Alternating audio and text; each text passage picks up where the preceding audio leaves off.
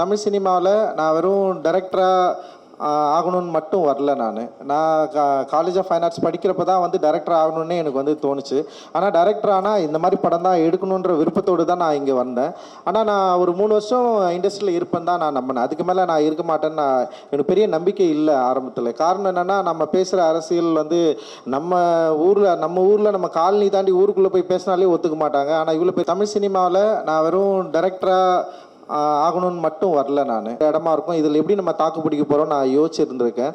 And வந்து அதுதான் என்னுடைய பெரிய மனதில் உள்ள பெரிய கேள்வியாகவும் இருக்குது. நான் எப்படி இதை ஹேண்டில் பண்ணுறது, எப்படி இதை பேசுகிறது, எப்படி இதை மொழியாக மாற்றுறது, எல்லோரும் அக்செப்ட் பண்ணுற ஒரு மீடியமாக எப்படி இதை வந்து நம்ம ஹேண்டில் பண்ணுறது அப்படின்றது தான் நான் தொடர்ந்து அதுதான் நான் வந்து யோசிச்சுட்டே இருப்பேன்.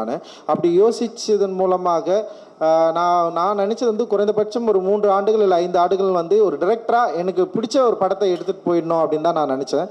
பட் ஆனால் வந்து மக்கள் என்னை வந்து இயக்குனராக மட்டும் ஏற்றுக்கொள்ளாமல் தயாரிப்பாளர்களாகவும் ஏற்றுக்கொண்டார்கள். அந்த தயாரிப்பாளர் ஏற்றுக்கொண்டதன் மூலமாக இன்றைக்கி வந்து நீலம் ப்ரொடக்ஷன் வந்து இவ்வளோ பெரிய ஒரு நிறுவனமாக வளர்ந்துருக்கு.